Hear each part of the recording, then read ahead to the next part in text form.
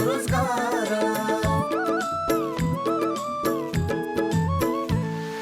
सबै मिलिजुली गरौँ उन्नतिको कर्म, स्वावलम्बी र समृद्धि नै सहकारीको मर्म।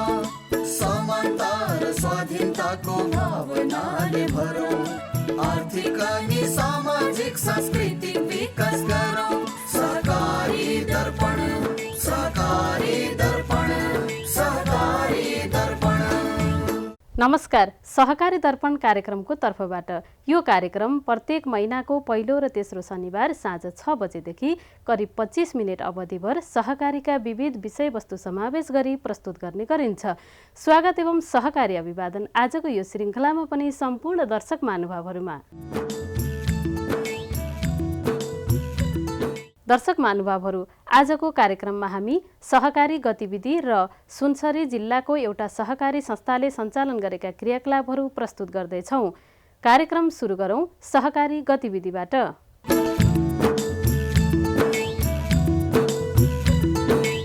राष्ट्रिय सहकारी विकास बोर्ड कार्यकारी समितिको 90औं बैठक भूमि व्यवस्था, सहकारी तथा गरिब निवारण मन्त्री एवं बोर्डका अध्यक्ष माननीय डाक्टर शिवमय तुम्बाहाङखेको अध्यक्षतामा 2077 साल फागुन 28 गते बोर्डको कार्यालय पुलचोक ललितपुरमा सम्पन्न भयो। बोर्ड बैठकमा मन्त्री डाक्टर तुम्बाहाङखेले बोर्डको सम्पत्तिको संरक्षण र उपयोग गरी बोर्ड आत्मनिर्भर हुनुपर्ने बताउनुभयो।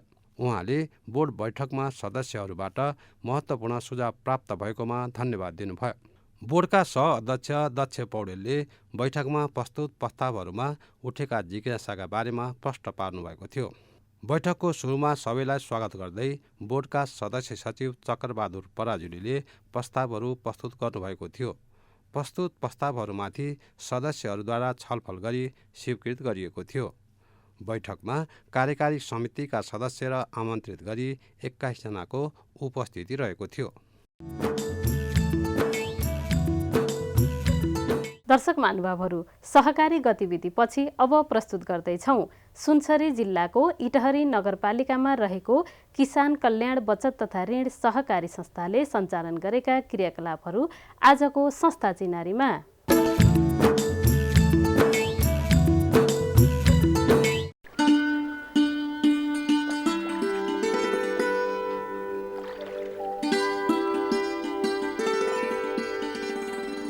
नेपालको सुनसरी जिल्लामा अवस्थित प्रसिद्ध धार्मिक स्थल बराह क्षेत्र। प्राय भक्तजनहरूको भिड लाग्ने हिन्दूहरूको आस्थाको केन्द्र यो बराह क्षेत्रको वरपरको वातावरण पनि प्राकृतिक सुन्दरताले भरिपूर्ण छ। चाहे धार्मिक आस्थाका कारणले होस् या प्रकृतिको सामिप्यताको कारणले होस्, यहाँ पुग्ने जो कोही रमाउने गरेको देख्न सकिन्छ। यस भूगोललाई पनि कार्यक्षेत्र बनाई इटहरी नगरपालिका वडा नम्बर 16 मा रहेको छ यो किसान कल्याण बचत तथा ऋण सहकारी संस्था। 2053 सालमा 34 जना स्थानीयको सक्रियतामा स्थापना भएको यो सहकारी संस्थाले ओगटेका प्राय स्थानको जनजीवन कृषिमा नै आधारित रहेको देख्न सकिन्छ। तर पछिल्लो समयमा यहाँको कृषि प्रणालीमा पनि व्यापक परिवर्तन आएको देखिन्छ। परम्परागत अनि गुजारामुखी खेती पद्धति बिस्तारै आधुनिक अनि व्यावसायिकतामा फेरिँदै गइरहेको महसुस गर्न सकिन्छ। अहिले कृषिजन्य व्यवसाय रोजगारको लागि एउटा भरपर्दो माध्यमको रूपमा स्थापित हुँदै गइरहेको देखिएको छ। मुख्य रूपमा कृषिमा देखिएको यही परिवर्तित अवस्थालाई सहयोग पुर्याउन नै स्थानीयको सक्रियतामा यस किसान कल्याण बचत तथा ऋण सहकारी संस्थाको स्थापना भएको पाइन्छ।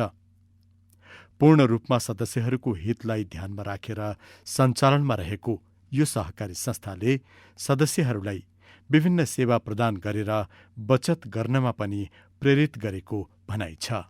खास गरिकन हामीलाई यहाँ संस्था स्थापना गर्नुपर्छ भन्ने कुरा चाहिँ त्यति बेला यहाँ हामी वरिपरि सबै किसान थियौँ। खेतीपाती लगाउनलाई गोरु किन्न, मलबिउ खरिद गर्न पैसाको आवश्यकता पर्थ्यो। साहु महाजन कहाँ जाँदा 100 कडा 5 रुपियाँ 7 रुपियाँ 10 रुपियाँ मासिक ब्याज तिर्नु पर्थ्यो। त्यस्तो कठिन अवस्था भएको हुनाले अब हामीले आफैले थोरै थोरै बचत गरेर एउटा बचत समूह सञ्चालन गरौँ र त्यसको माध्यमबाट सहुलियतपूर्ण ब्याजमा पैसा लिएर आफ्ना कृषि कर्महरू सञ्चालन गरौँ भन्ने उद्देश्यले सुरुवात गरेको। संस्थाले सदस्यहरूलाई बचत गर्न प्रेरित गर्ने र सदस्यहरूको आवश्यकता अनुसार विभिन्न शीर्षकका ऋणहरू प्रवाह गर्ने संस्थाको मूल उद्देश्य हो। त्यही अनुसार काम गरिरहेका छौँ र बचत तथा ऋणका अतिरिक्त शेयर सदस्यहरूको सामाजिक रूपान्तरणका लागि, सांस्कृतिक रूपान्तरणका लागि, शैक्षिक रूपान्तरणका लागि र सदस्यहरू बसोबास गर्ने समुदायको पर्यावरणीय विकासका लागि समेत संस्थाले विभिन्न प्रकारका गैर-वित्तीय कार्यक्रमहरू सञ्चालन गर्दै आएको छ। संस्थाले मुख्य रूपमा कृषिजन्य व्यावसायिक क्रियाकलापको माध्यमबाट स्थानीयको अवस्थामा सुधार ल्याई उनीहरूको जीवनस्तर परिवर्तन गराउने दिशामा चालेका कदमको प्रतिफलस्वरूप यस क्षेत्रमा धेरै राम्रा र उल्लेखनीय परिवर्तनहरू पनि भएको देख्न सकिन्छ। त्यसबाहेक पनि सदस्यहरूको रुचिलाई पनि ध्यानमा राखेर सम्भावनाका आधारमा लगानी गर्दै सदस्यहरूको अवस्था सुधारमा राम्रो कार्य गरेको अनुभव गर्न सकिन्छ। हिन्दूहरूको आस्थाको केन्द्र प्रसिद्ध बराह क्षेत्र। यहाँ आउने भक्तजनहरूको आवश्यकतालाई मध्यनजर गरेर परिसरभित्र पूजाका सामग्री लगायत धर्मसँग गाँसिएका विभिन्न सरसामान बिक्रीको लागि खोलिएका पसल सञ्चालन गर्ने मध्येकी हुन् हीरा। उनी किसान कल्याण सहकारीकी सदस्य हुन्। सहकारीले प्रदान गरेको ऋण सहयोगबाट यो पसल चलाउँदै आएकी उनले यसबाट राम्रो आय आर्जन गर्दै जीवनमा सकारात्मक परिवर्तन ल्याउन सकेको बताउँछिन्। ऋण त्यहीँबाट निकालियो, दोकान गरियो, अनि घर जग्गाहरू पनि किनियो, नानीहरू पनि अब पढाइराखेको छ, सस्ताको ऋणहरू पनि तिरिरहेको छ दोकान गरेरै। त्यस्तै दिनमा त अब राम्रो व्यापार चल्यो भने 8-9 हजार 10-12 हजार हुन्छ। शनिबार बेच्यो भने 10-15 हजार पनि हुन्छ। सुविधा पनि भइरहेको छ, अहिलेसम्म राम्रै भइरहेछ। संस्थाहरूबाट सहयोग मिलेको छ, सरहरूबाट सबैबाट मिलेको छ, व्यापार गरिराखेको छ। अझै मिल्छ भन्ने आश छ होइन। खुसी लागेको छ। अब संस्थाबाट ऋण निकालेर यति प्रगति गर्नु भनेको त धेरै ठुलो कुरो हो नि होइन र। मन्दिर परिसरमा व्यवसाय गरेर जीवनमा सुधार ल्याउन सफल महिलाको प्रसङ्गपछि अब लागौं सदस्यहरूले सञ्चालन गरेका केही उदाहरणीय कृषिजन्य व्यवसायलाई निहाल्न। संस्थाकै एकजना सदस्यले गरेको बाख्रा पालन हो यो। हाल यो व्यवसायबाट राम्रो आम्दानी गरिरहेका छन्। बजारको कुनै समस्या छैन। आजभन्दा करिब 3-4 वर्ष अगाडिबाट साथीसँग मिलेर थालेको बाख्रा पालन सुरुमा अनुभवको अभावमा त्यति राम्रो गर्न नसकेको भए पनि अहिले अनुभव बढ्दै जाँदा व्यवस्थित र उपलब्धिमूलक बनाउन सक्षम बनेका छन्। हामीलाई सुरुको 2 वर्ष चाहिँ जिरो हो होइन, एकदम जिरो हो। हामीले तरिका पनि जानिएन, समय लाग्यो होइन, एकदम गाह्रो पनि भयो। त्यसपछि अब पोहोरको सालदेखि हामीले पोहोर मात्र हामीले 14 लाख रुपियाँका पाठापाठी बेच्यौँ। बोयर क्रसहरू पाठापाठी 14 लाख बराबरको यो अस्ति असार साउनसम्ममा बेचेको। अब यो लटको पनि हामीसँग लगभग हामीसँग 12-13वटा पाठापाठी छ होइन, 12-13वटा पाठापाठी छ। हामी यो लट पनि हाम्रोमा टोटल 15 लाखको बिक्री गर्ने लक्ष्य छ। मार्केटको कुनै समस्या छैन। झन् पाठीहरू त लगभग 75-87 को पाठीहरू यति माग्छ तुरुन्तै रातारात पनि बिक्री हुन्छ। कुनै समस्या छैन त्यसको लागि। सहकारी वृत्तमा हाम्रो किसान समृद्ध समाज एउटै अभियान भन्ने मूल उद्देश्यका साथ अगाडि बढेको यस किसान कल्याण बचत तथा ऋण सहकारी संस्थाका सदस्यले गरेको अर्को उदाहरणीय कार्य हो यो तरकारी खेती। सहकारी संस्थाबाट 2 लाख रुपैयाँ ऋण निकालेर थालेको यो तरकारी खेती 5 कट्ठामा गरेका छन् भने अन्यमा मकै लगायत विभिन्न खेतीपाती गर्दै आएका छन्। पहिला परम्परागत तवरले गर्दै आएको खेतीलाई आधुनिक अनि व्यावसायिक तवरबाट गर्न थालेपछि निकै राम्रो प्रगति गर्न सफल भएको खुसी साथ सुनाउँछन्। किसान कल्याणबाट मैले ऋण लिएर चाहिँ त्यो ऋणले चाहिँ अब प्रगति गर्दै गएँ, त्यसलाई लगानी गर्दै गएँ। अनि त्यो गर्दाखेरि प्रगति राम्रै छ सर। यो सुरुमा त सर अब हामीले अब आधुनिक तरिकाको खेती थिएन त्यति बेला, पौराणिक तरिकाको उही दाल भात तरकारी खाने मेलो मात्रै हुन्थ्यो सर। अब त्यसमा धान मकै लगायो, त्यसैले खाइन्थ्यो, जीविकोपार्जन गरिन्थ्यो सर। तर अहिले त्यस्तो तरिकाले भएन, समयको परिस्थिति अनुसार अब मागहरू पनि बढ्दै गए। अनि अब हरेक किसिमको अब शिक्षा, स्वास्थ्य र मनोरञ्जन पनि चाहिने भयो। त्यसले गर्दाखेरि अब त्यो पौराणिक खेतीलाई चाहिँ त्यागेर एउटा तरकारी व्यवसायतिर लागु नभए भनेर चाहिँ सुरु गर्दाखेरि लगभग अब त्यति बेला 2 लाखले सुरु गरेको सर। अब त्यसबाट चाहिँ अब उन्नति र प्रगतिको हिसाबले भन्ने हो भनेदेखि अब यही नजिकै 9.5 कट्ठा जग्गा मैले किनेँ होइन सर। अब त्यो भनेको यति बेलाको मूल्याङ्कन हेर्ने हो भनेदेखि त्यसलाई अब 80-90 लाख, अब त्यो उन्नति प्रगति भयो होइन सर। अनि अब बालबच्चाहरूको विवाह गरियो, अब छोरीहरूको विवाह गरियो, नाति नातिना, ती बालबच्चाहरूको अब शिक्षा, स्वास्थ्य र मनोरञ्जन यी सबै पुर्यायो यही तरकारी व्यवसायले सर। अनि राम्रै छ, उन्नति प्रगति ठिकै छ सर। मासु तथा अण्डा उत्पादन गर्ने ध्येयका साथ गरिने कुखुरा पालन यस क्षेत्रको अर्को आकर्षणको रूपमा देख्न सकिन्छ। बजारमा धेरै माग रहेको कारण नै कुखुरा पालनलाई मुख्य व्यवसायको रूपमा अगाडि बढाएर लगेका छन् सहकारीका सदस्य कृष्ण गुरागाईले। यसको लागि सहकारी संस्थाले उनलाई राम्रो सहयोग गरेको उनको भनाइ छ। 6 जना सहयोगी कामदार पनि छन् र यसबाट आम्दानी पनि राम्रै रहेको देखिन्छ। कृषिजन्य व्यवसाय छनौट गर्ने क्रममा पहिला गाई पालन गरेको भए पनि अहिले कुखुरालाई प्राथमिकतामा राखेर अगाडि बढाएका छन्। प्र्याक्टिसको लागि 1000 कुखुरा पालेको थिएँ, त्यसबाट धेरै राम्रो भयो। सुरुमा अन्डाको मार्केट धेरै राम्रो थियो, त्यसबेला लगभग 1000 कुखुराबाट 24 महिना अन्डा लिएँ मैले। 24 महिना मुनाफा राम्रोसँग भयो।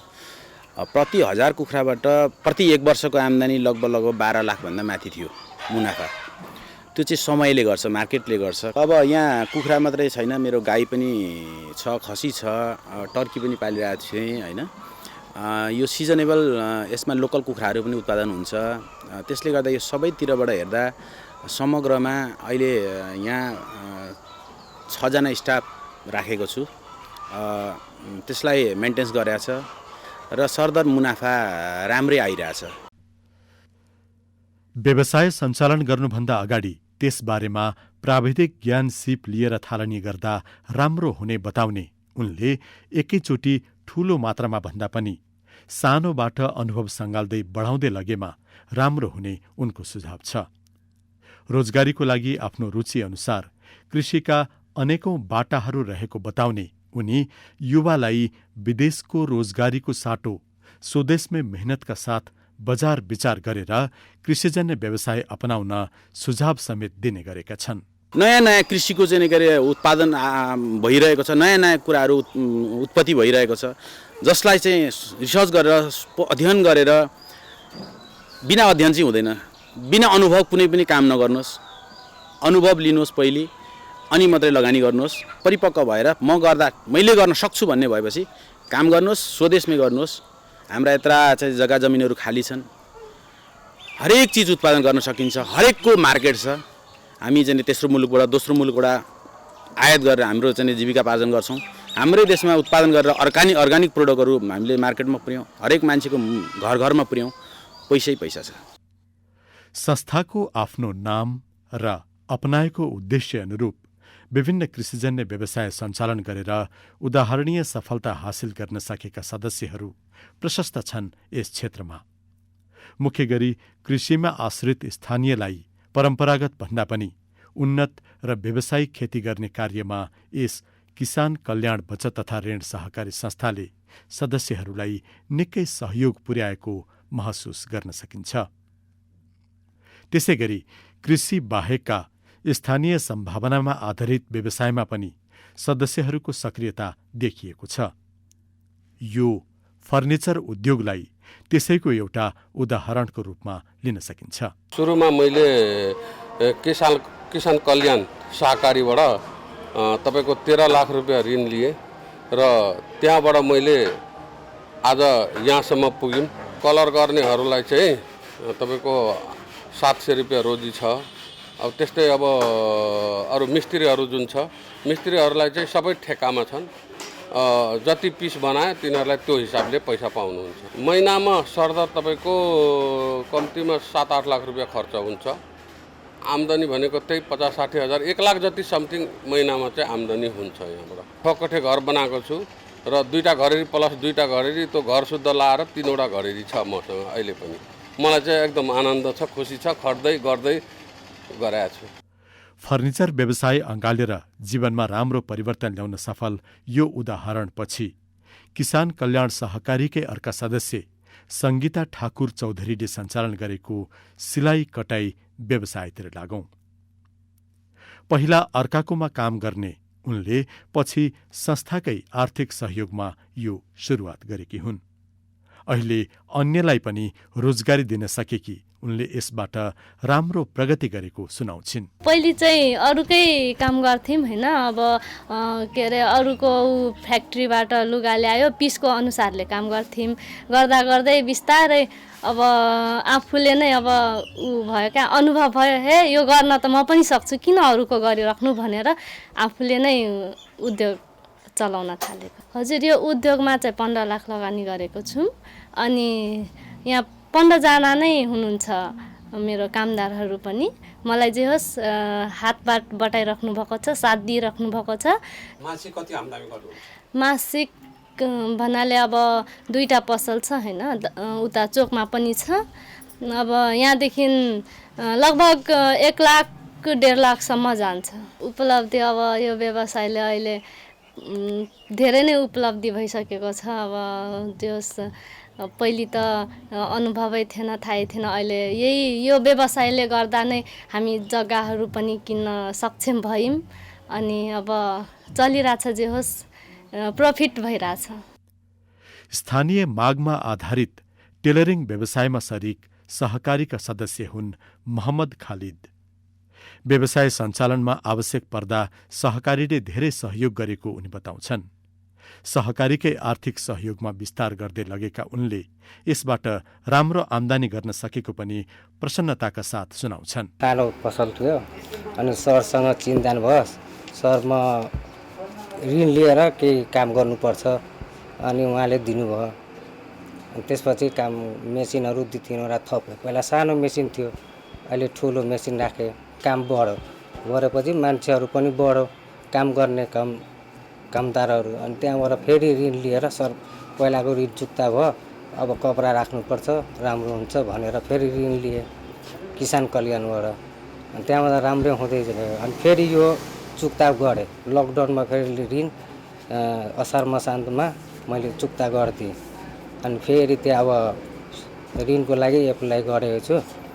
अब फेरि अब पछाडि पनि सार्ने विचार गरेको छु। पहिलाभन्दा धेरै राम्रो भयो। पहिला कस्तो थियो? पहिला धेरै दुःख थियो, कामधाम थिएन। अब त्यो पम्पमा काम गर्दाखेरि त्यति चल्दैन पनि। अनि चोकमा आएपछि राम्रो भयो। अनि उता किसान कल्याणले पनि ऋण दियो, अनि मेसिन पनि थप्दै गए। अनि डेस्कहरू पनि भर्खरै बनाएको, यो सबै नयाँ हो। यसरी सहकारी मार्फत गरिएका प्रयासको प्रतिफल निकै सकारात्मक रहेको तथ्यलाई मध्यनजर राखेर सहकारीलाई व्यवस्थित रूपमा विकास गर्दै लैजाने सोच अनुरूप स्थानीय निकायबाट पनि सहकारीबारे चेतना अभिवृद्धिको लागि तालिम तथा गोष्ठीको आयोजना गर्ने गरिएको देखिएको छ। यसका साथसाथै स्थानीयमा सहकारीलाई अझै सबल बनाउने प्रयास स्वरूप एकीकरणमा समेत जोड दिइएको इटहरी उपमहानगरपालिकाका मेयरको भनाइ छ। हाम्रो जोड के छ भने सहकारीको माध्यमबाट उत्पादन गर्ने, बजारीकरण गर्ने, यो कामलाई व्यवस्थित गरेर अगाडि बढाउन जरुरी छ। त्यसै गरी कतिपय सहकारी जुन अब शेयर सदस्यहरू विधानमा व्यवस्था भएअनुसार हुनुपर्नेमा त्यो स्थिति पनि छैन। त्यस्तो सहकारीहरूलाई मर्ज गर्नको लागि हामीले निर्देशिका नियमावली पनि हामी छिटै ल्याउँदैछौँ। केन्द्रीय नियमावली अनुरूप हामीले इटहरीमा त्यो नियमावली ल्याएर सहकारी यो मर्जको प्रक्रियालाई अगाडि बढाउने, यसलाई व्यवस्थित गर्न हामीले त्यो प्रयास जारी राखेका छौँ। सहकारीलाई व्यवस्थित, सक्रिय र प्रभावकारी बनाउन गरिएका विभिन्न प्रयासको प्रतिफल स्वरूप नतिजा पनि निकै राम्रो देखिएको महसुस गर्न सकिन्छ। सहकारीमा आबद्ध भई सदस्यहरूको व्यावसायिक क्रियाकलापको माध्यमले स्वरोजगार बन्न सकेका अनि आर्थिक आर्जनमा पनि उल्लेख्य टेवा मिल्न गएको देखिन्छ। यसरी पछिल्ला समयमा संस्था अनि सदस्यको अवस्थामा पनि धेरै राम्रो परिवर्तन आएको देख्न सकिन्छ। हाम्रो संस्थाको आजको मितिसम्ममा 8 करोड 94 लाख सेयर पुँजी पुगेको छ। त्यस्तै बचत हामीसँग अहिले 64 करोड 12 लाख भन्दा माथि बचत पुगेको छ। त्यस्तै 64 करोड 64 लाख भन्दा माथि चाहिँ हाम्रो ऋण लगानी रहेको छ।